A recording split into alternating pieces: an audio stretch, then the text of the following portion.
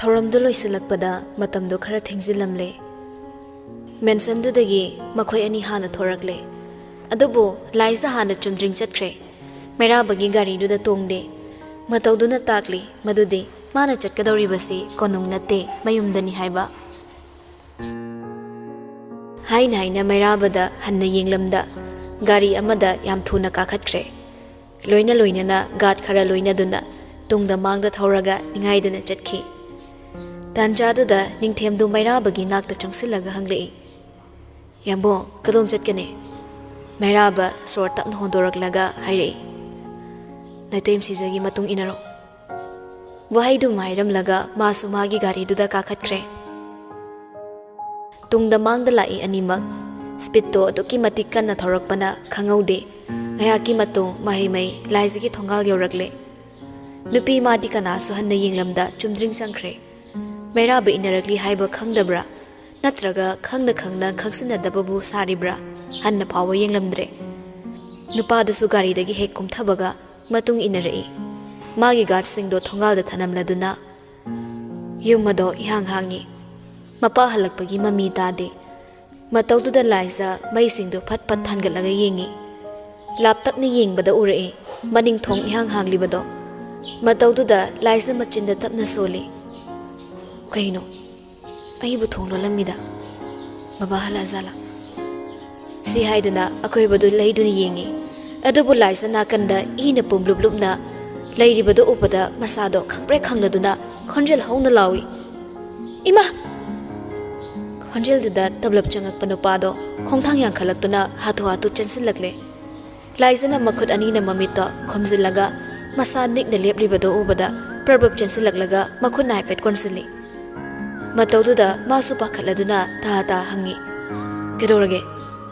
ꯃꯩꯔꯥꯕꯒꯤ ꯈꯣꯟꯖꯦꯜ ꯇꯥꯕꯗ ꯂꯥꯏꯖ ꯄꯣꯠꯂꯨꯝ ꯑꯃ ꯊꯥꯡꯊꯈꯤꯕꯒꯨꯝ ꯑꯀꯤꯕꯗꯨ ꯁ꯭ꯋꯥꯏ ꯃꯥꯡꯈ꯭ꯔꯦ꯫ ꯑꯗꯨꯕꯨ ꯄꯥꯈꯠꯄꯗꯤ ꯍꯟꯗꯦ꯫ ꯃꯈꯨꯠꯇꯨ ꯅꯤꯛꯂꯗꯨꯅ ꯃꯥꯏꯀꯩ ꯑꯃꯗ ꯈꯨꯗꯣꯝꯕꯤ ꯊꯤꯜꯂꯒ ꯌꯦꯡꯉꯨ ꯍꯥꯏꯕꯒꯨꯝ ꯏꯪꯒꯤꯠ ꯇꯧꯔꯛꯏ꯫ ꯃꯇꯧꯗꯨꯗ ꯃꯩꯔꯥꯕꯁꯨ ꯇꯥ ꯀꯔꯤꯅꯣ ꯈꯟꯅ ꯌꯦꯡꯉꯤ꯫ ꯊꯥꯡꯒꯤ ꯃꯐꯝ ꯇꯥꯅ ꯃꯆꯦꯠ ꯂꯦꯟꯗꯨꯅ ꯍꯥꯠꯂꯕ ꯁꯖꯤ ꯑꯃ ꯏꯅ ꯄꯨꯝꯂꯨꯞ ꯂꯨꯞꯄ ꯃꯈꯩ ꯌꯥꯗꯨꯅ ꯂꯩꯔꯤꯕꯗꯨ ꯎꯕꯗ ꯃꯁꯥꯗꯨ ꯁ꯭ꯋꯥꯏ ꯂꯥꯎꯏ꯫ ꯁꯖꯤ ꯑꯗꯨꯒꯤ ꯁꯛꯇꯝ ꯑꯗꯨ ꯑꯗꯨꯛꯀꯤ ꯃꯇꯤꯛ ꯀꯥꯏꯕꯅ ꯃꯩꯔꯥꯕ ꯀꯨꯏꯅ ꯌꯦꯡꯕ ꯉꯝꯗ ꯃꯃꯥꯏꯗꯣ ꯅꯥꯀꯜ ꯑꯃꯗ ꯑꯣꯟꯊꯣꯛꯏ꯫ ꯑꯗꯨꯕꯨ ꯃꯊꯥꯗ ꯀꯤꯅ ꯂꯩꯔꯤꯕꯤ ꯃꯥꯒꯤ ꯏꯍꯨꯜ ꯑꯗꯨ ꯐꯪꯕꯅ ꯃꯈꯨꯠꯅ ꯃꯀꯣꯛꯇ ꯇꯞꯅ ꯇꯞꯅ ꯅꯥꯟꯕꯤꯔꯒ ꯍꯥꯏꯔꯛꯏ, "ꯁꯖꯤꯅꯦ, ꯀꯩꯁꯨ ꯇꯧꯔꯣꯏꯗ. ꯁꯤ ꯄꯥꯈꯠꯀꯅꯣ, ꯌꯥꯝꯕꯨꯡ ꯂꯩꯔꯤꯁꯤꯗꯤ." ꯇꯁꯦꯡꯅ ꯐꯈ꯭ꯔꯕ꯭ꯔꯥ? ꯅꯠꯇꯦ, ꯃꯅꯥꯛꯇ ꯀꯅꯥꯒꯨꯝꯕ ꯑꯃ ꯂꯩꯔꯕꯗ ꯂꯥꯏꯖ ꯃꯄꯨꯛꯅꯤꯡ ꯈꯔ ꯆꯥꯎꯊꯣꯔꯛꯄꯒꯨꯝ ꯇꯞꯅ ꯇꯞꯅ ꯊꯣꯔꯛꯇꯨꯅ ꯁꯖꯤꯗꯨꯗ ꯌꯦꯡꯂꯛꯏ꯫ ꯑꯣꯟꯊꯣꯛꯅꯁꯨ ꯐꯤꯕꯝ ꯀꯥꯏꯅ ꯍꯥꯠꯄꯒꯤ ꯁꯛꯇꯝꯅꯤ꯫ ꯂꯥꯏꯖꯒꯤ ꯃꯀꯣꯛꯇ ꯇꯞꯅ ꯇꯞꯅ ꯅꯥꯟꯗꯨꯅ ꯂꯩꯔꯤꯉꯩ ꯚꯥꯞ ꯑꯣꯏꯗ ꯅꯥꯀꯟꯗ ꯌꯦꯡꯂꯨꯕꯗ ꯎꯔꯛꯏ ꯊꯨꯞꯇꯨꯅ ꯊꯦꯠꯂꯝꯂꯤꯕ ꯆꯦ ꯃꯆꯦꯠꯇꯣ ꯀꯔꯤꯅꯣ ꯈꯟꯅ ꯆꯪꯁꯤꯟꯗꯨꯅ ꯂꯧꯏ꯫ ꯃꯊꯨꯞ ꯅꯥꯏꯅ ꯊꯨꯞꯂꯤꯕꯗꯣ ꯇꯞꯅ ꯐꯥꯛꯂꯒ ꯌꯦꯡꯕꯗ ꯏꯔꯝꯃꯤ ꯏꯒꯤ ꯃꯌꯦꯛꯅ, "ꯁꯖꯤ ꯑꯃꯣꯝꯁꯤꯒꯨꯝ ꯃꯆꯦꯠ ꯃꯆꯦꯠ ꯁꯦꯠꯂꯒ ꯃꯐꯝ ꯃꯔꯥꯡ ꯈꯪꯗꯅ ꯅꯊ꯭ꯋꯥꯏꯗꯣ ꯃꯥꯡꯅꯤꯡꯗ꯭ꯔꯕꯗꯤ kill yourself, ꯅꯊꯟꯗ ꯁꯤꯖꯧ."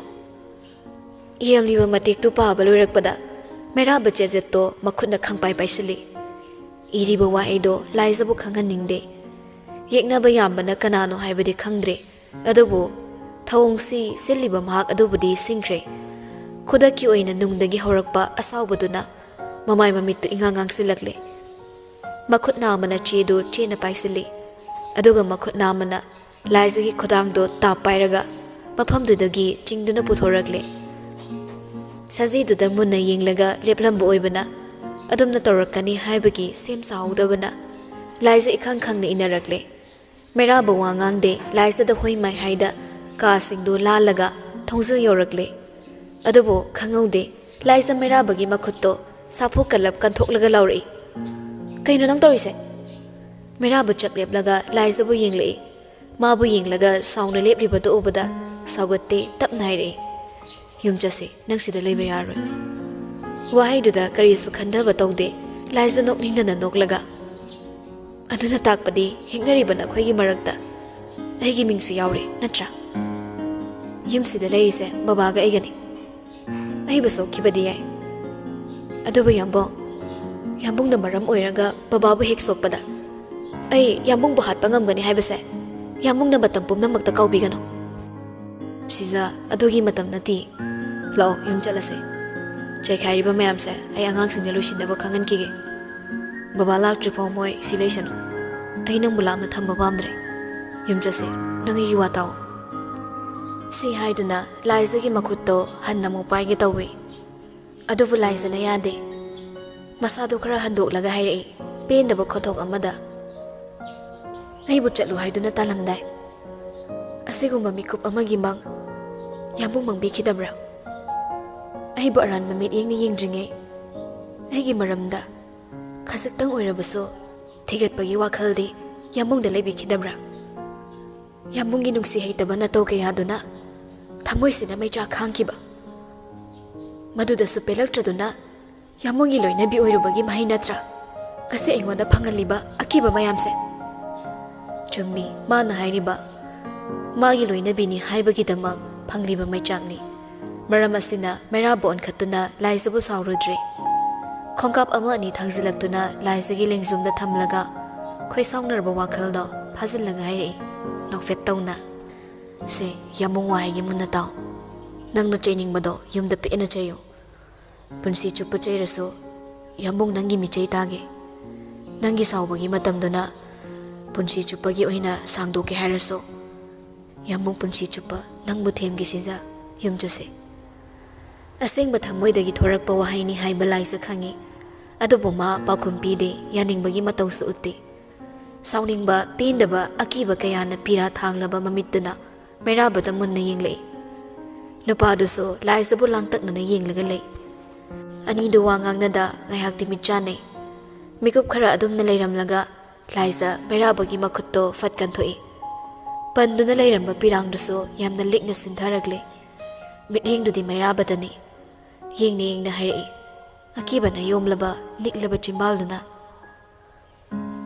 ꯏꯆꯝ ꯆꯝꯅ ꯍꯤꯡꯖꯔꯝꯕ ꯑꯩꯒꯤ ꯄꯨꯟꯁꯤꯕꯨ ꯅꯈꯣꯏꯅ ꯑꯊꯤꯕ ꯃꯆꯨ ꯁꯪꯖꯤꯟꯕꯤꯈꯤꯕꯅꯤ ꯃꯤꯅꯨꯡꯁꯤ ꯈꯪꯗꯕ ꯅꯈꯣꯏ ꯃꯁꯦꯟꯒꯤ ꯂꯥꯟꯗꯨꯗ ꯃꯤꯆꯝ ꯑꯩꯕꯨ ꯏꯈꯨꯠ ꯄꯥꯏꯗꯨꯅ ꯆꯤꯡꯁꯤꯟꯕꯤꯔꯒ ꯏꯁꯥꯅ ꯌꯥꯅꯤꯡꯗ ꯅꯝꯗꯅ ꯂꯥꯟ ꯌꯥꯎꯍꯟꯈꯤꯕꯅꯤ ꯑꯆꯥꯎ ꯑꯔꯝ ꯀꯂꯛ ꯃꯤꯍꯧꯕꯅ ꯃꯃꯥ ꯃꯆꯥ ꯐꯥꯎꯕ ꯅꯨꯡꯁꯤꯅꯗꯕ ꯃꯐꯝꯗꯨꯗ ꯑꯩꯅ ꯍꯔꯥꯎꯅ ꯆꯠꯀꯗꯕ ꯅꯠꯇꯦ ꯅꯣꯏꯒꯤ ꯅꯁꯛꯁꯤꯡꯗꯣ ꯅꯨꯡꯇꯤꯒꯤ ꯎꯒꯗꯕꯒꯤ ꯁꯔꯨꯛ ꯑꯩ ꯅꯣꯔꯣꯛ ꯎꯖꯕꯅ ꯍꯦꯟꯅ ꯐꯩ ꯐꯝꯕꯥꯜꯒꯤꯗꯃꯛ ꯃꯃꯥꯅ ꯃꯆꯥ ꯍꯥꯠꯄ ꯃꯐꯝꯗꯨꯗ ꯑꯩꯕꯨ ꯏꯀꯥꯏ ꯈꯨꯝꯅꯗꯕ ꯃꯐꯝ ꯑꯗꯨꯗ ꯑꯩꯒꯤ ꯊꯃꯣꯏ ꯀꯥꯏꯈꯤꯕ ꯃꯐꯝ ꯑꯗꯨꯗ ꯑꯩ ꯈꯣꯡꯒꯨꯜ ꯐꯥꯎꯕ ꯇꯥꯅꯤꯡꯗꯦ ꯑꯩꯅ ꯍꯥꯏꯈꯤꯕꯗꯨꯅꯤ ꯑꯩꯒꯤ ꯊꯃꯣꯏ ꯑꯀꯥꯏꯃꯜ ꯌꯥꯝꯅ ꯆꯥꯎꯏ ꯀꯥꯏꯈ꯭ꯔꯕꯗꯤ ꯀꯥꯏꯈ꯭ꯔꯦ ꯄꯨꯟꯁꯤꯒꯤ ꯑꯣꯏꯅ ꯌꯥꯝꯕꯨꯡꯅ ꯑꯩꯒꯤ ꯊꯃꯣꯏ ꯑꯀꯥꯏꯃꯜ ꯄꯤꯕ ꯉꯝꯂꯣꯏ ꯅꯨꯄꯤ ꯑꯃ ꯑꯣꯏꯕꯒꯤ ꯏꯀꯥꯏ ꯍꯪꯒꯣꯏ ꯄꯨꯝꯅꯃꯛ ꯊꯥꯗꯣꯛꯇꯨꯅ ꯅꯅꯥꯛꯇ ꯅꯩꯗꯨꯅ ꯂꯩꯈꯤꯕ ꯑꯩꯒꯤ ꯃꯇꯝꯗꯣ ꯌꯥꯝꯕꯨꯡꯅ ꯁꯤꯡꯕ ꯉꯝꯂꯣꯏ ꯆꯠꯄꯤꯔꯣ ꯌꯥꯝꯕꯨꯡ ꯑꯃꯨꯛ ꯍꯟꯅ ꯃꯐꯝꯁꯤꯗ ꯂꯥꯛꯄꯤꯒꯅꯨ ꯑꯩꯕꯨ ꯉꯥꯛ ꯍꯩꯒꯠꯂꯦ ꯈꯜꯂꯕꯁꯨ ꯀꯥꯏꯗꯦ ꯀꯥꯏꯈ꯭ꯔꯕ ꯑꯩꯒꯤ ꯊꯃꯣꯏꯁꯦ ꯑꯅꯝ ꯌꯥꯝꯅ ꯀꯟꯕꯅꯤ ꯌꯥꯝꯕꯨꯡꯅ ꯂꯝꯕꯥ ꯄꯥꯕ ꯉꯝꯂꯣꯏ ꯂꯦꯞꯇꯅ ꯐꯣꯡꯗꯣꯛꯂꯤꯕ ꯊꯃꯣꯏꯒꯤ ꯑꯁꯥꯎꯕꯗꯣ ꯃꯩꯔꯥꯕ ꯌꯦꯠꯂꯨꯗꯦ ꯁꯣꯔ ꯐꯥꯎꯕ ꯀꯟꯅ ꯍꯣꯟꯗꯅ ꯃꯥꯒꯤ ꯄꯦꯟꯗꯕꯁꯤꯡꯗꯣ ꯇꯥꯗꯨꯅ ꯂꯩꯔꯝꯕꯅꯤ ꯑꯗꯨꯕꯨ ꯅꯨꯄꯤꯗꯨꯗꯤ ꯇꯁꯦꯡꯅ ꯃꯅꯨꯡ ꯀꯜꯂꯤ ꯑꯀꯤꯕꯅ ꯌꯣꯝꯂꯦ ꯃꯤꯄꯥꯏꯕꯅ ꯊꯜꯂꯦ ꯍꯥꯏꯕ ꯃꯩꯔꯥꯕ ꯈꯪꯉꯤ ꯑꯗꯨꯕꯨ ꯊꯧꯅꯥ ꯐꯅ ꯃꯥꯕꯨ ꯆꯠꯂꯣ ꯍꯥꯏꯗꯨꯅ ꯇꯥꯜꯂꯝꯂꯒ ꯃꯃꯥꯏꯗꯨ ꯍꯨꯠ ꯂꯩꯔꯒ ꯆꯪꯈꯤꯒꯦ ꯇꯧꯏ ꯇꯨꯃꯤꯟ ꯂꯦꯞꯂꯝꯕ ꯃꯩꯔꯥꯕꯗꯣ ꯅꯨꯄꯤꯗꯨꯒꯤ ꯈꯨꯗꯥꯡꯗꯨ ꯇꯥ ꯐꯥꯗꯨꯅ ꯍꯥꯏꯔꯛꯏ ꯃꯣꯉꯥꯗ ꯉꯥꯏꯈꯣ ꯁꯤꯖꯥ ꯂꯥꯏꯖ ꯈꯨꯝꯗꯦ ꯃꯩꯔꯥꯕꯅ ꯐꯥꯔꯤꯕ ꯃꯈꯨꯠꯇꯨꯗ ꯌꯦꯡꯂꯒ ꯅꯨꯄꯥꯗꯨꯗ ꯑꯃꯨꯛ ꯌꯦꯡꯂꯛꯏ ꯇꯔꯥꯎ ꯇꯔꯥꯎꯕ ꯃꯃꯤꯠ ꯑꯅꯤꯗꯨꯅ ꯂꯨꯔꯛꯅ ꯌꯦꯡꯂꯒ ꯂꯩ ꯃꯩꯔꯥꯕꯁꯨ ꯂꯥꯏꯖꯕꯨ ꯌꯦꯡꯂꯛꯏ ꯑꯅꯤꯗꯨ ꯃꯤꯠ ꯆꯥꯅꯩ ꯑꯗꯨꯕꯨ ꯌꯦꯡꯂꯤꯕ ꯃꯤꯠꯌꯦꯡꯅꯤ ꯃꯔꯝ ꯇꯣꯉꯥꯜꯂꯤ ꯑꯃꯅ ꯁꯥꯎꯅ ꯌꯦꯡꯂꯤ ꯑꯃꯅ ꯅꯨꯡꯁꯤꯅ ꯌꯦꯡꯂꯤ ꯑꯗꯨꯝꯅ ꯉꯥꯏꯍꯥꯛ ꯌꯦꯡꯂꯝꯂꯒ ꯃꯩꯔꯥꯕ ꯇꯞꯅ ꯍꯥꯏꯔꯛꯏ ꯃꯒꯨꯟ ꯌꯥꯎꯗꯕ ꯅꯤꯡꯊꯧꯁꯨ ꯑꯩ ꯅꯠꯇꯦ ꯑꯗꯨꯒ ꯃꯁꯥꯒꯤ ꯏꯀꯥꯏ ꯈꯨꯝꯅꯕ ꯃꯁꯛ ꯈꯪꯗꯕ ꯃꯤꯗꯨꯁꯨ ꯑꯩ ꯅꯠꯇꯦ ꯑꯗꯨꯝ ꯑꯣꯏꯅꯃꯛ ꯈꯣꯏꯗꯥꯖꯔꯨꯕ ꯀꯅꯥꯒꯤ ꯊꯃꯣꯏ ꯊꯨꯒꯥꯏꯔꯨꯕ ꯅꯨꯄꯥ ꯑꯃ ꯑꯣꯏꯅ ꯊꯃꯣꯏ ꯑꯀꯥꯏꯃꯜ ꯁꯤꯡꯕꯅꯤ ꯈꯜꯂꯒ ꯑꯩꯒꯤ ꯄꯨꯟꯁꯤꯗ ꯑꯩꯒꯤ ꯊꯃꯣꯏꯗ ꯑꯗꯨꯒ ꯑꯩꯒꯤ ꯊꯋꯥꯏꯁꯤꯅ ꯅꯪꯕꯨ ꯑꯩꯒꯤ ꯏꯐꯝꯗ ꯀꯌꯥꯒꯤ ꯃꯇꯤꯛ ꯃꯔꯨ ꯑꯣꯏ ꯑꯩꯒꯤ ꯄꯨꯛꯅꯤꯡꯅ ꯅꯪꯕꯨ ꯀꯌꯥꯒꯤ ꯃꯇꯤꯛ ꯊꯥꯛ ꯋꯥꯡꯅ ꯊꯝꯃꯤ ꯍꯥꯏꯕꯗꯣ ꯎꯠꯅꯕꯒꯤ ꯇꯥꯟꯖꯥ ꯑꯗꯨꯒ ꯂꯣꯏꯅꯅ ꯄꯤꯐꯝ ꯊꯣꯛꯂꯕ ꯅꯪꯒꯤ ꯉꯥꯛꯄꯤꯃꯜ ꯑꯩꯅ ꯁꯣꯏꯗꯅ ꯄꯤꯒꯅꯤ ꯅꯪꯒꯤꯗꯃꯛ ꯑꯩꯅ ꯇꯧꯕ ꯉꯝꯂꯣꯏꯗꯕ ꯊꯕꯛ ꯑꯃꯠꯇ ꯂꯩꯇꯦ Shija Wahayduda laisa gyan taba ngamdraduna pisum khajik suksilanga yengi. Nupi magi gyan tadraba mityengduda Mairaba nokfettamak tawrami. Adubo laisa na yengna Mairabado magi mitmamagtada khurukhuda kuntharakle. Tawrakliba matawduda laisa mamit manat chap yungi. Nupa adugi maongduda mabu khongdagi ton phawba tu sunghankrabani. Chimbaldagi wahay ama thokpa ngamdrabaso miludi pirang ihorakle. Pi thanglaba misna aduna Mairababu tathak yengduna laikre. Haina yengna tek chatluba gari kataduga loinana nak yettagi sisilakliba malang magi ayingba ipom aduga iroinana.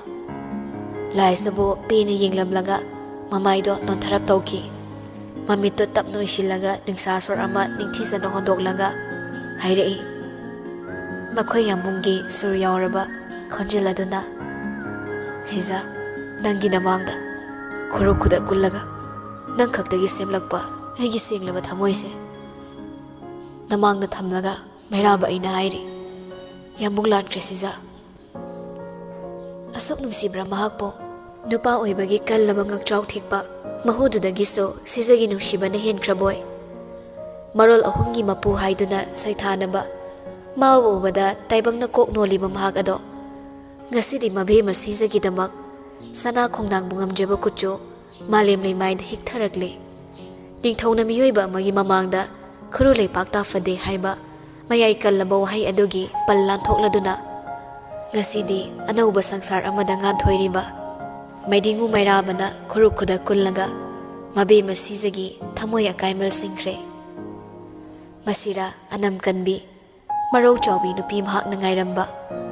Thawai ursataduna singkibadi natte maso adok thina mafamda langzakiba na penmandarduna haikibani. Adubo madumok Mairabana pangthorakpada laisa gyan ngawkhre. Adum oinama mikup asida ningolgi kallaba thamoido petharakduna mitagi pi irik sintharakle. Wakhalgi lamai taru rai. Lepluraba wakhalgi khorjaiso hongnaruba tawda machi lengaktuna thupsiluraba thamoigi laimaido phaktuna iba haurakle. Itap tapna chimbal ani minok ama milu ani pirang ama chaina ani maichak ama nungsiba pumba yambung nang khakta.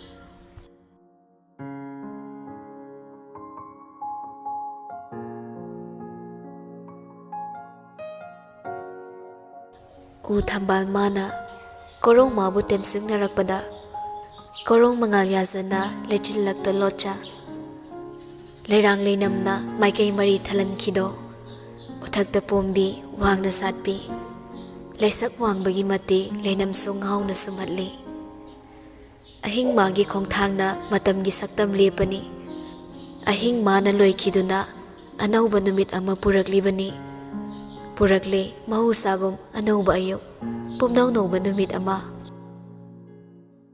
Ngasidi korong marso ingna tapna lingli maisa ifang fanganda nak yeta sitliba malang baso tahade ingna tapna liri humli tangkak naina tantha chana konunggi akoibada hauriba upal wapal singna haina humna maning tamna maikei mari humbani. Adogumlaba pokning sumat payuk ado Mairaba phamungdagi hawatningba pokti mikap ti thoraklabani. Adubo mamiti pangningdabana yam tanthana soktuna lei. Mi changlakpagi saum ama fangkibaduda mamitto yam tanna irum panglei. Adubo amuksu irum noglei. Mahangda leiramliba saktamado ubada. Magi matawda laisa mamitto phaijai yenglaga haurei. Nathawna nambo poraba yambungna kari rasidano hauzik phawba tumlise hawgalo sofaduda mina ura phajade. Wahayduda nupado nongmi makhutna makokto ngaklaga chemna hipladuna laisada yenglei. Isaw langaso adom nungsi aidi nupina machan kanbasi pamjakre. Nupi haisidi isaw khara langa pakjabani nupi manbani. Makoy sijado lai hori olaure hairaso Mairabadi sija setong pamlani. Kamdone yam haina phabikre moining thawdo. Sambal pungi honaramba nupido pisum sukni yenglei maya hihigatna leiriba nupaduda Manaba talla male. Sambuldo yam thuna tasilaga hairi. Washroom changuro. Coffee se pura ingai sida thao. Natradi anirak bithoi. Chana thaknaba mayam hondokpa. Chaning chaba. Gyan men tadabado sidagi di yarwe. Ngang dana thokri nupido. Terrace tom da tuk chatkibado. Mairaba mamidna tanaduna yingli. Miding do hananagi mafamda amu hanjillaga marum soli. Gabbar sing nagi mai nupi na hina sati haido. Mairaba yi punsi da su thoklare. Masigi hai cruise khara disin ge harani. Matha sadori da torise. Ngang da hagot kre maso. Washroom changlaga masa sengdok na buhona kre. Som da laisa so terrace tom da thorak tu na leiri. Atay hana yingdringai. Pam leiri ba dom da tuk chatlaga. Usada tongliba kokil do ubada. Nokmi manakta changsili. Laisa bo masa khangbu oibana kokil do mongolom da paisilei. Nupidu su noklaga makuto thangatuna tonghalli. Makut namaduna amu tapna tatmanan biraga hairi. Amu bi nasaksida amu bi kaubirabani nang. Kamdorige nang bo. Makoy ko nungse laiba wadra. Ado kemte khalurano. Sidagidi sijalakledana. Ahina torokpadi yengo. Makoy ning thousina mama hingchabise. Lai oina latcharise. Ahina kamdauge yengo. Amubi aise mau phatabi oirabani. Aduna nangsu cheksiluko. Matang chadana khongla aba. Paknam nama chathokani haibado kaungnu ko nang. Laisana tapna hairibado gyan tabaguma. Magak tu fet haiduna yengli. Mataududa nokmi tauranga. Makuttagi fatkan thoi kokildo. Amu pairaga manak nakpu usama da tongkre. Laijasu changlage khanda maile thorokpani. Adobu mafamduda oiramliba honglamliba mataudo. Ngaya ko yenglamlaga amuktang khonjel hongna lauri. Ningthem di changagdre. Washroom dagi hek thokjarakpada ngairiba nupado oina paisilagle. Adu hongna laukhibaduda pakhana chensilaga hangai. Kedorino? Ha, kanana kedorino ba? Laisa mairabada hanna yengde. Masadu yamna saubagi maong tauraga ningthembu hanjin kauri. Mairabadi ingaw na hangi. Kedorage haibani sisa nangbo. Ay lepni siting kang oina uraba nangbo. Yamung dayose. Nangmu kari watlage ba? Laisa korambadu chapleblaga mairabada yenglei. Nungsini yenglakpa natte. Langano taningde tumilayo haibagum yenglakpa mityengni.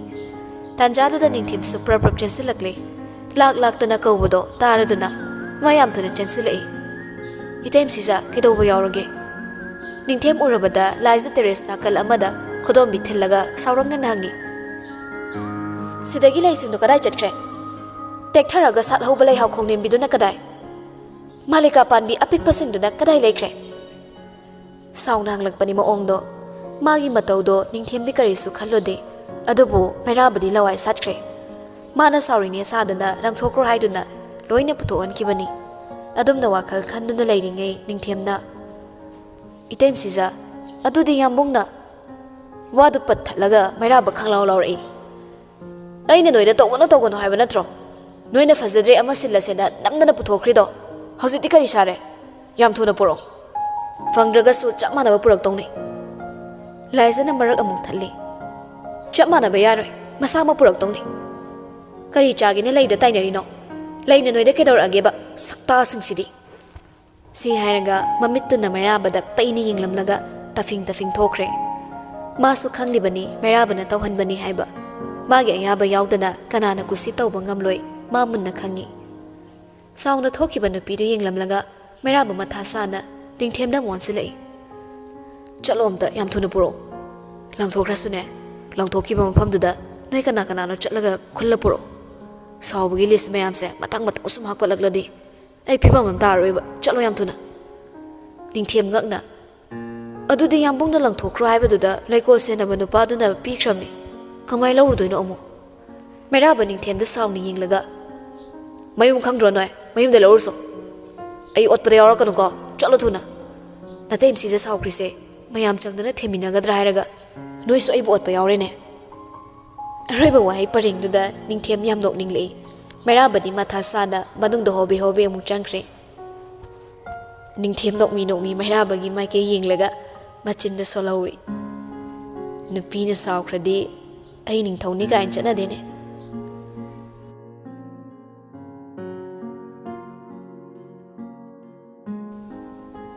ꯂꯥꯏꯖꯁꯨ ꯂꯩ ꯍꯨꯟꯗꯣꯛꯑꯝꯃꯤ ꯍꯥꯏꯗꯨꯅ ꯏꯁꯧ ꯏꯔꯥꯡ ꯂꯥꯡꯅ ꯃꯈꯥꯗ ꯀꯨꯝꯊꯔꯛꯄꯅꯤ ꯑꯗꯨꯕꯨ ꯃꯤ ꯈꯔ ꯑꯣꯟꯁꯤꯟꯗꯨꯅ ꯂꯩꯔꯝꯂꯤꯕꯗꯨ ꯎꯕꯗ ꯀꯔꯤꯅꯣ ꯈꯟꯅ ꯆꯞ ꯂꯦꯞꯇꯨꯅ ꯌꯦꯡꯂꯤ ꯅꯨꯄꯤ ꯑꯃ ꯀꯞꯂꯒ ꯏꯃꯥꯁꯤ ꯑꯩ ꯇꯁꯦꯡꯅ ꯈꯪꯗꯕꯅꯤ ꯑꯇꯩ ꯑꯇꯩꯒꯤ ꯆꯥꯅꯕ ꯑꯣꯏꯔꯕꯣꯏ ꯅꯤꯡꯗꯅ ꯈꯔ ꯂꯥꯏꯊꯣꯛꯂꯨꯔꯦ ꯑꯩꯕꯨ ꯉꯥꯛꯄꯤꯌꯨ ꯏꯃꯥꯁꯤ ꯑꯩ ꯏꯃꯥꯁꯤꯒꯤꯅꯤ ꯍꯥꯏꯕ ꯈꯪꯗꯦ ꯍꯟꯖꯤꯟ ꯍꯟꯖꯤꯟ ꯀꯞꯇꯨꯅ ꯍꯥꯏꯔꯤꯕꯗꯨ ꯇꯥꯗꯦ ꯃꯤꯠꯁꯨꯗ ꯃꯈꯨꯠꯇ ꯄꯥꯏꯔꯤꯕ ꯂꯤꯒꯤ ꯆꯩ ꯑꯆꯧꯕꯗꯨꯅ ꯅꯨꯄꯤꯗꯨꯒꯤ ꯈꯨꯕꯣꯝꯗꯨꯗ ꯂꯦꯞꯇꯅ ꯀꯟꯊꯜꯂꯤ ꯐꯅ ꯂꯥꯟꯕ ꯑꯣꯏꯔꯕꯁꯨ ꯃꯇꯧꯗꯣ ꯍꯧꯅꯗ꯭ꯔꯦ ꯌꯦꯡꯗꯨꯅ ꯂꯩꯕ ꯉꯝꯂꯛꯇ꯭ꯔꯗꯨꯅ ꯂꯥꯏꯖ ꯌꯥꯝ ꯊꯨꯅ ꯆꯦꯟꯁꯤꯜꯂꯛꯂꯒ ꯃꯤꯠꯁꯨꯗꯥꯅ ꯐꯨꯔꯤꯕ ꯅꯨꯄꯤꯗꯣ ꯆꯤꯡꯊꯣꯛꯏ ꯑꯗꯨꯒ ꯃꯥꯅ ꯃꯃꯥꯡꯗ ꯂꯦꯞꯁꯤꯜꯂꯒ ꯀꯩꯗꯧꯕ ꯌꯥꯎꯔꯒꯦ ꯏꯃꯥꯁꯤ ꯃꯤꯕꯨ ꯑꯁꯨꯛ ꯃꯤꯅꯨꯡꯁꯤ ꯌꯥꯎꯗꯅ ꯐꯨꯕꯤꯔꯝꯂꯤꯁꯤꯕꯣ ꯉꯔꯥꯡꯗꯤ ꯁꯥꯎꯔꯤꯕꯅꯤ ꯂꯥꯏꯖꯕꯨ ngasi amuk magi lambi thatlabasida mitsuda masado laizarom da pura laisilaglaga hai sinangi na thaunate nang yaurakano aigi sana ba breakfast tubu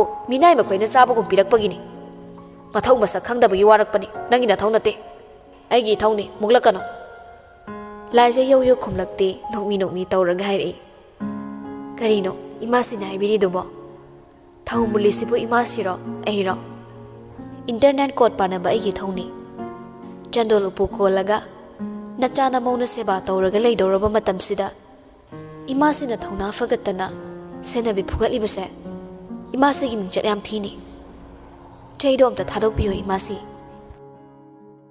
wahai do da misuda sawbana mai hore mabu sitte khaladuna khongkap amani changsilaga hore khonjaw thadaraduna hai minnai nubi ngarang minai oiramadagi ngasi mabemma oihanbiriba mapu aingono asinduna khongba sai nang minnai gi prinsida mu hanjin gero ha mabemma mi tholdo setuna mulura nang handa mungti laisa taptha khidre ma su khon chap manana wangkhalaga khumai ai sibu imasina lawbro pharasu phatrasu na chaning thoduna lawriba imagi na mo hal season aise tawfam thokpa ai gi thawlawge haizabada iman atuk yam sawbiri dubo imasida sawbagi hakari lege kaya da ngamli bano yengune se hai nangumana ingonda adugumba khonsisina bayabra ai ama leina ngarang da lakpa nangna pungnamakki mabemo oigani khanjaba sai oini khanmana te oirabani imasi aina konungsida ihan hana khong thangzilakpa numituna imasi gi wari loikrabani hauji haugadori basina sija aigi matamni namongna lemna haizari sida imasi lemna lebi ho natradi mitsuda sauna mu changsilaklaga mafiga du semladuna natradi kedawdoiba ha natradi nang aibu kedawgi haibano manemgi matawduda laisa nokning bana loire makok tu kari siyaudana law khongliba akan sabadani haibaso mana khangli adun haire khara tap tharaduna imasi na khangdaba malairi mado aina sandokna taksage tabiyo leibak miyamdagi hauna konung asida leiriba mi khuding yamungi miting makhadani nachanu paduna yadrabadi uthaktagi una phawa kendabani aduga yamungi thamoina khoidajari basina poktabi mama chaisra nati loina bisija aibuni mase imasina matam chuppada ningsingbiyo phanamak ikai khumdai haiduna so nupi nangamdaba nupabu leramgadrani imasi ningthau oirasu yambungse nupani imasi su khangbiramgani matam amada imasi hal leina pabung sana khyabo pharaga laisilakpa ngamliba imasi na khangdaba karibu leibirige asu usittana tapna yan tharagliba wado mitsuda gi thamoida yang panbugum tawi mi hatpa fawba ngamliba napini aduna masu hande makhau ponghaladuna hairei khonjel do khara tap tharanga kanana miyamna yaba kanana miyamna yadaba yeng batabani aini ngasi phawba tawriba dan jaigya taliba mingchat ngarang ta lakpa nang namunba natik nate leima sija haibadudi ningthaugi dara sandoknaba leibani leima sija nangdi machai mungo poknaba thambani nangumana misuda agi thabakta khabai lansin gadabagi saruk chalo ningthaugi i sandoknaba honazaro ꯃꯗꯨꯒꯤꯗꯃꯛꯅꯤ ꯅꯪꯕꯨ ꯃꯐꯝꯁꯤꯗ ꯊꯝꯂꯤꯕ ꯃꯇꯝ ꯑꯃꯒꯤ ꯆꯠꯅꯕꯤꯗꯣ ꯃꯤꯠꯁꯨꯗꯥꯅ ꯅꯍꯧꯅꯅ ꯃꯆꯤꯟꯗꯒꯤ ꯄꯜꯂꯛꯂꯕꯗ ꯂꯥꯏꯖ ꯃꯥꯁꯨ ꯑꯁꯥꯎꯕꯒꯤ ꯃꯩꯔꯤ ꯇꯞꯅ ꯇꯞꯅ ꯍꯦꯟꯒꯠꯂꯛꯂꯦ ꯅꯨꯄꯤ ꯃꯥꯅ ꯅꯨꯄꯤꯕꯨ ꯑꯗꯨꯛ ꯎꯁꯤꯠꯇꯅ ꯉꯥꯡꯂꯤꯕꯗꯨ ꯇꯥꯔꯒ ꯃꯆꯤꯡ ꯀꯥꯡꯂꯦ ꯑꯗꯨꯕꯨ ꯃꯤꯌꯥꯝꯗ ꯂꯩꯕꯅ ꯌꯥꯝꯅ ꯋꯥꯅ ꯅꯣꯛꯊꯣꯛꯂꯗꯨꯅ ꯍꯥꯏꯔꯛꯏ ꯁꯦꯡꯗꯕ ꯊꯃꯣꯏꯗꯨꯗꯒꯤ ꯇꯧꯕ ꯏꯃꯥꯒꯤ ꯗꯥꯟ ꯖꯩꯒ ꯂꯤꯁꯤꯡꯗꯨꯅ ꯄꯨꯟꯁꯤ ꯀꯣꯟꯅꯕꯗꯤ ꯀꯗꯥꯏꯗ ꯌꯥꯅꯤ ꯌꯦꯡꯕꯤꯌꯨ ꯏꯃꯥ ꯅꯃꯧ ꯁꯤꯖꯅ ꯏꯃꯥꯁꯤꯒꯤ ꯃꯃꯤ ꯀꯔꯝꯅ ꯃꯨꯊꯠꯀꯦ ꯍꯥꯏꯕꯗꯣ ꯑꯗꯨꯒ ꯃꯁꯤꯃꯁꯨ ꯈꯪꯕꯤꯌꯨ ꯅꯨꯡꯗꯨꯝ ꯂꯪꯕ ꯍꯧꯔꯛꯈꯤꯕꯗꯤ ꯏꯃꯥꯅꯅꯤ ꯑꯩꯅ ꯇꯧꯔꯛꯄ ꯊꯕꯛ ꯑꯃꯠꯇꯗ ꯅꯃꯧꯕꯨ ꯋꯥꯔꯧꯕꯤꯅꯨ ꯁꯤ ꯍꯥꯏꯗꯨꯅ ꯃꯁꯥꯗꯨ ꯐꯠ ꯍꯟꯗꯣꯛꯂꯒ ꯃꯌꯥꯝꯗꯣ ꯑꯃꯨꯛ ꯌꯦꯡꯂꯛꯏ ꯑꯗꯨꯒ ꯍꯥꯏꯔꯛꯏ ꯈꯣꯟꯖꯦꯜꯗꯨ ꯀꯟꯈꯠꯂꯒ ꯏꯁꯥ ꯏꯁꯥꯒꯤ ꯏꯊꯧ ꯇꯧꯕꯤꯔꯨꯔꯣ ꯁꯣꯏꯈ꯭ꯔꯕꯗꯤ ꯁꯣꯏꯈ꯭ꯔꯦ ꯂꯥꯟꯈ꯭ꯔꯕꯗꯤ ꯂꯥꯟꯈ꯭ꯔꯦ ꯀꯔꯤꯒꯨꯝꯕ ꯃꯇꯨꯡꯗ ꯂꯥꯜꯂꯦ ꯍꯥꯏꯅ ꯗꯟꯗꯤ ꯐꯪꯂꯕ ꯁꯤꯖ ꯑꯩꯒꯤ ꯏꯅꯥꯛꯇ ꯂꯥꯛꯄꯤꯌꯨ ꯑꯗꯨꯒ ꯑꯃꯅ ꯑꯩꯒꯤ ꯑꯌꯥꯕ ꯌꯥꯎꯗꯅ ꯏꯟꯇꯔꯅꯦꯠ ꯀꯣꯔꯠꯇ ꯊꯣꯛꯄ ꯑꯁꯣꯏꯕ ꯊꯧꯗꯣꯛ ꯑꯃꯒꯤꯗꯃꯛ ꯗꯟꯗꯤꯗꯣ ꯀꯅꯥꯒꯨꯝꯕ ꯑꯃꯠꯇꯅ ꯋꯥꯔꯦꯞ ꯂꯧꯕ ꯌꯥꯔꯣꯏ ꯋꯥꯍꯩ ꯈꯔꯗꯨ ꯍꯥꯏꯔꯝꯂꯒ ꯂꯥꯏꯖ ꯐꯦꯠ ꯍꯥꯏꯗꯣꯛꯂꯒ ꯌꯥꯝ ꯊꯨꯅ ꯀꯥꯈꯠꯈ꯭ꯔꯦ ꯃꯤꯠꯁꯨꯗ ꯑꯁꯥꯎꯕꯅ ꯃꯃꯥꯏ ꯃꯃꯤꯠꯇꯨ ꯏꯉꯥꯡ ꯉꯥꯡꯂꯦ ꯍꯣꯜꯂꯤꯕ ꯁꯣꯔ ꯆꯥꯅꯤꯡ ꯇꯥꯗ꯭ꯔꯦ ꯑꯗꯨꯕꯨ ꯅꯣꯛꯃꯤ ꯇꯧꯔꯗꯨꯅ ꯋꯥꯈꯜꯗ ꯈꯜꯂꯤ ꯒꯟꯙꯔꯕ ꯑꯩꯒꯤ ꯏꯃꯥꯡꯗ ꯅꯪ ꯍꯤꯡꯆꯥꯕꯤ ꯅꯪ ꯀꯌꯥꯝ ꯀꯨꯏꯅ ꯍꯤꯡꯕ ꯉꯝꯒꯦ ꯌꯦꯡꯕ ꯇꯥꯔꯦꯗꯅ ꯂꯥꯏꯖꯒꯤ ꯃꯥꯏꯀꯩ ꯌꯦꯡꯗꯨꯅ ꯅꯣꯛꯂꯤ ꯊꯃꯣꯏ ꯄꯦꯟꯅ ꯋꯥꯈꯜꯗ ꯊꯨꯞꯇꯨꯅ ꯂꯩꯔꯤꯕ ꯋꯥꯔꯤ ꯀꯌꯥꯅꯤ ꯂꯥꯂꯣꯡ ꯀꯌꯥꯅꯤ ꯃꯤꯠꯁꯨꯗ ꯃꯥꯒꯤꯗꯤ ꯃꯥꯏ ꯏꯄꯥꯛꯇ ꯄꯥꯛꯂꯕꯅꯤ